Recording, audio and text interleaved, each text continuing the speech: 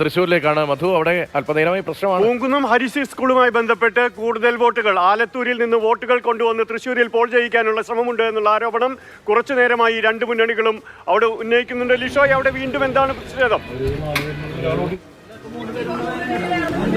ഇപ്പോൾ നിലവിൽ BJP ജില്ലാ അധ്യക്ഷൻ ഉൾപ്പെടെയുള്ളവർ ഇങ്ങോട്ടേക്ക് എത്തിയിട്ടുണ്ട്. അതായത് ഇവിടെ കള്ളവോട്ട് ആരോപണം എന്ന പേരിൽ ആളുകളെ വോട്ട് ചെയ്യാൻ അനുവദിക്കുന്നില്ല എന്നുള്ളതാണ് പ്രധാനമായും BJP ഉന്നയിക്കുന്നത്. അങ്ങനെ കള്ളവോട്ട് നടത്തുന്നുണ്ടെങ്കിൽ ആ കള്ളവോട്ട് നടത്തുന്നവർക്കെതിരെ ചെയ്യാൻ എത്തുന്നവർക്കെതിരെ കേസെടുക്കണം.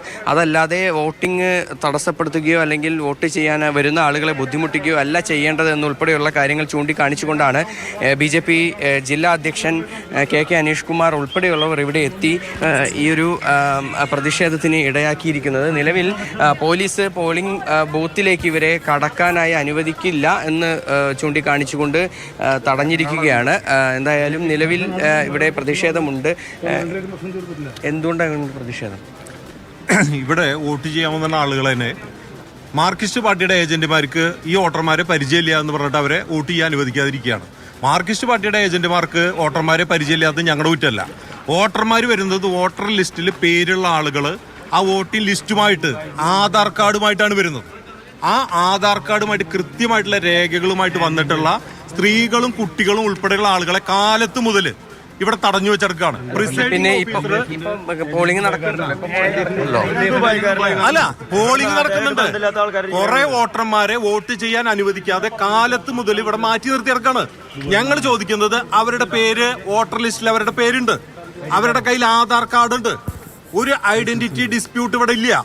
പിന്നെ എന്തിന്റെ പേരിലാണ് വോട്ട് ചെയ്യാൻ അനുവദിക്കാത്തത്? പക്ഷെ കളക്ടർ ഇപ്പൊ ഒന്ന് പറഞ്ഞു വോട്ടേഴ്സ് ലിസ്റ്റിൽ പേരിൽ എല്ലാവരും വോട്ട് ചെയ്യാൻ അനുവദിക്കുന്നു. ചെയ്യുന്നില്ലല്ലോ. നിങ്ങൾ ചോദിക്കേ, ഞങ്ങൾ അത് തന്നെയാണ് ചോദിക്കുന്നത്. എന്താണ് അനുവദിക്കാത്തത്? എന്തുകൊണ്ട് അനുവദിക്കുന്നില്ല?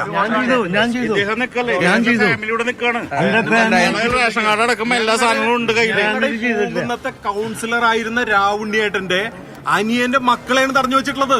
ഈ സ്ഥലത്തെ കൗൺസിലറുടെ അനിയന്റെ മക്കളെ. ഇവിടെ എന്ത് ഐഡന്റിറ്റി ഡിസ്പ്യൂട്ടാണുള്ളത്?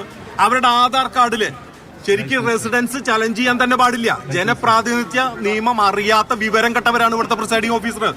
ഇവിടെ ഐഡന്റിറ്റി മാത്രമാണ് ചലഞ്ച് ചെയ്യാൻ സാധിക്കുക. ഇപ്പൊ ഞാൻ വോട്ട് ചെയ്യാൻ വരുന്ന സമയത്ത് ഈ വ്യക്തി ഞാനല്ല, ഇത് വേറൊരാളാണെന്ന് പറഞ്ഞാൽ ഐഡന്റിറ്റി ഡിസ്പ്യൂട്ടാണ്. അത് ചലഞ്ച് ചെയ്യാൻ സാധിക്കും. റെസിഡൻസ് ചലഞ്ച് ചെയ്യാൻ പോലും സാധ്യമല്ല. ഇനി റെസിഡൻസ് ചലഞ്ച് ചെയ്യുകയാണെങ്കിൽ ആധാർ കാർഡിൽ കൃത്യമായിട്ടുള്ള അഡ്രസ് ഉണ്ട്, ഇവിടുത്തെ അഡ്രസ്സാണ്. പിന്നെ എന്തിന്റെ പേരിലല്ല അവരെ തടഞ്ഞു വെച്ചിട്ടുള്ളത്?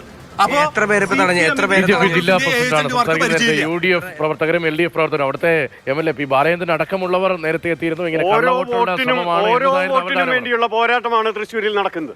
അതെ, ഓരോ വോട്ടും അത് പ്രധാനമാണ്. എണ്ണി വോട്ടെടുക്കണം. അവിടെ അത്ര വലിയ മത്സരമാണ്.